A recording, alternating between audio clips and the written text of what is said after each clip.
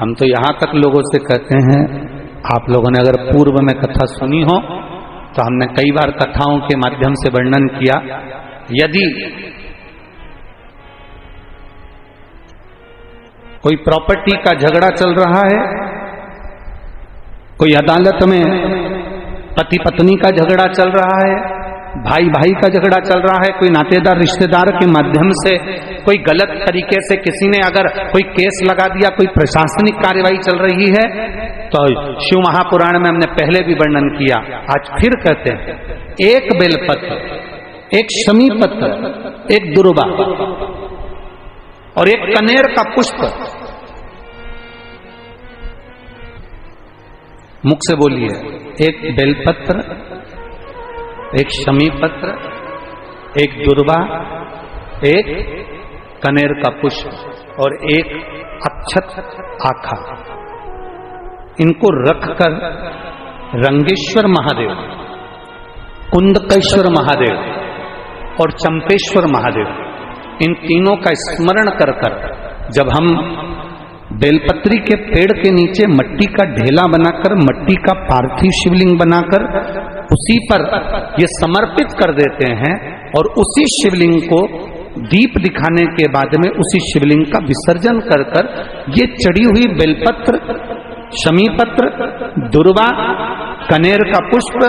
अक्षत का दाना, इसको हम लेकर वापिस सजाएं और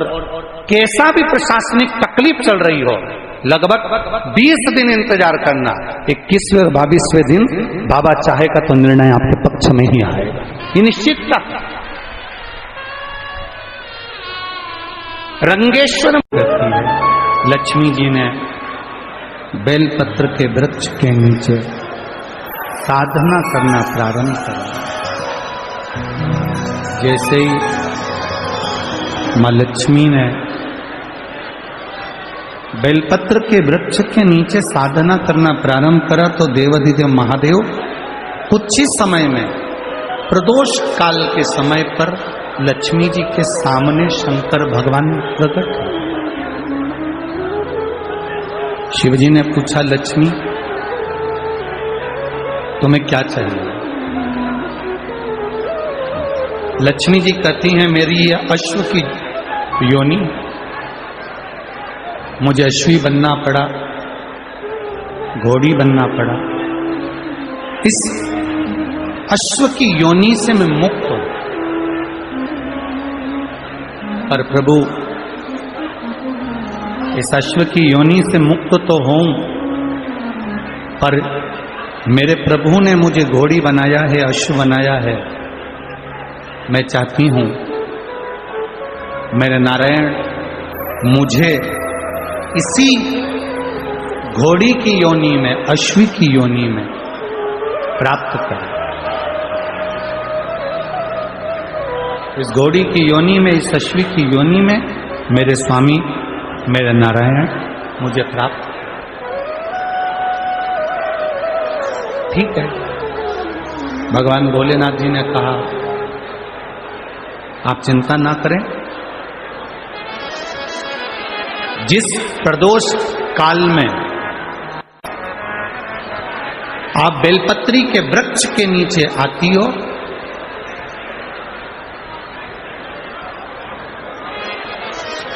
दुनिया का कितना भी दरिद्र व्यक्ति हो, चाहे दुनिया का कोई व्यक्ति ऐसा हो जिसका कभी व्यापार चलता ही नहीं हो, उसने 50 बार बदल के देख लिया, फैक्ट्री चली नहीं रही, जिस काम को करने के लिए जाते हैं वो काम टल जाता है, आज की जगह कल, कल की जगह परसों, परसों की जगह नरसों, काम होता ही नहीं। बेटा बेटी का संबंध करने जा रहे हैं पर हो ही नहीं रहा।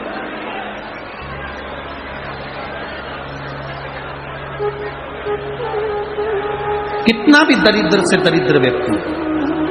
कितना भी दीन से दीन व्यक्ति, एक नियम वो अगर अपनी जिंदगी में बना ले, प्रदोष काल में, प्रदोष के समय पर बेलपत्री के वृक्ष के नीचे एक बार जाकर नमन करना और प्रदोष काल में शंकर भगवान के मंदिर में दिया लगाना, ये दो चीजें अगर वो 3 महीना भी लगातार कर ले तो उसके जीवन में कभी कोई समस्या आ ही नहीं सकती, कोई दुख आ ही नहीं सकता। एक नियम बना, जैसे जिस नारी को, जिस पुरुष को, जिस बच्चे को, जिस बड़े को चर्म रोग हो जाता है, चमड़ी सफेद पड़ने लगती है, जब चमड़ी सफेद पड़ने लगती है, चर्म रोग जैसा जब हो जाता है या चर्म रोग उसको घेरने लगता है, चमड़ी जब सफेद पड़ने लगे या चमड़ी काली पड़ने लगे या चर्म रोग सोराइसिस जैसी बीमारी तक के लिए है।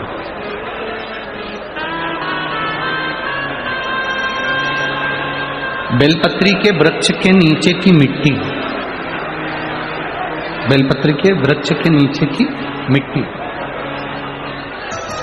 उसको जिस पात्र के अंदर शिवलिंग बनाने के लिए हम गलाएं, जिस पात्र के अंदर हम शिवलिंग बनाने के लिए उसको गलाएं और शिवलिंग का निर्माण कर कर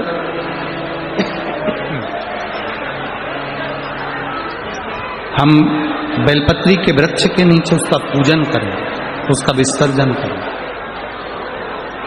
और बेलपत्री के नीचे की जो मिट्टी है जिस पात्र में गलाई जाती है, उस पात्र के पानी का स्नान, उस मिट्टी का थोड़ा सा भाग अपने शरीर पर लगाकर, जहां सफेद चमड़ी हो रही हो या श्वेत चमड़ी हो रही हो वहां लगाकर और उसका स्नान करना यदि हम प्रारंभ करें। परंतु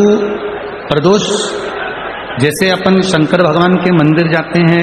दर्शन करते हैं, पूजन करते हैं, उसी तरह बेलपत्री के वृक्ष के नीचे की मिट्टी को गलाकर हम शिवलिंग का निर्माण करते हैं। स्नान करना या शरीर पे लगाने के साथ में सबसे ज्यादा जरूरी है शंकर भगवान के उस शिवलिंग की पूजन करना, पार्थिव लिंग की पूजन करना। लगभग 2 शिवरात्रि निकलेगी महीने की और बाबा जहां जहां से चमड़ी सफेद हो रही होगी वहां वहां से धीरे धीरे बाबा अपने असली रंग को देना प्रारंभ कर देता है। इतना बेलपत्री के वृक्ष की पार्थिव लिंग निर्माण और पूजन की उस मिट्टी का इतना वर्णन हमारे शास्त्र करते हैं, इतना वर्णन।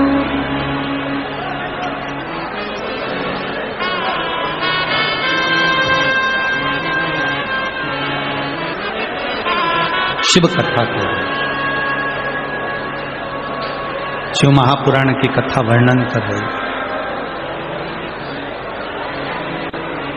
स्वयं भगवान देवादिदेव महादेव ने नारायण से जाकर प्रार्थना करी। स्वयं भगवान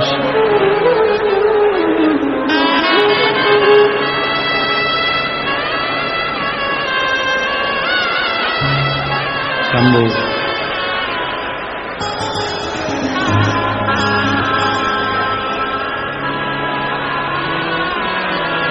स्वयं भगवान शंकर ने नारायण से जाकर प्रार्थना करी कि माता लक्ष्मी आपके लिए तप साधना कर रही हैं, आप उनको जाकर दर्शन दीजिए। भगवान नारायण शिव जी के कहने पर जाने लगे। भगवान शंकर के कहने पर भगवान नारायण जाने लगे, पर भगवान शिव जी ने भगवान नारायण को रोका और भगवान शिव जी ने नारायण को रोककर कहा, प्रभु रुको, मेरा निवेदन केवल इतना सा है, जैसे माता लक्ष्मी घोड़ी बनकर, अश्वी बनकर पृथ्वी पर गई हैं, आप अश्व बनकर पृथ्वी पर जाकर लक्ष्मी को लेकर आए। भगवान स्वयं नारायण अश्व बनकर पृथ्वी पर जाते हैं और लक्ष्मी जी को लेकर आते हैं। शिव महापुराण की कथा कहती है, भगवान शंकर का संवाद कहता है, स्वयं नारायण और स्वयं माता लक्ष्मी बेलपत्री के वृक्ष के नीचे विराजमान शिवलिंग का पूजन करते हैं और बेलपत्र की परिक्रमा करते हैं। जैसे ही उन्होंने बेलपत्र की परिक्रमा करी, शंकर भगवान वहां सम्मुख में जब आते हैं तो नारायण और लक्ष्मी जी भी अश्व की योनि से छूट जाती हैं और नारायण भी अश्व योनि को त्याग कर नारायण लक्ष्मी बनकर वैकुंठ का निवास करने लगते हैं। स्वयं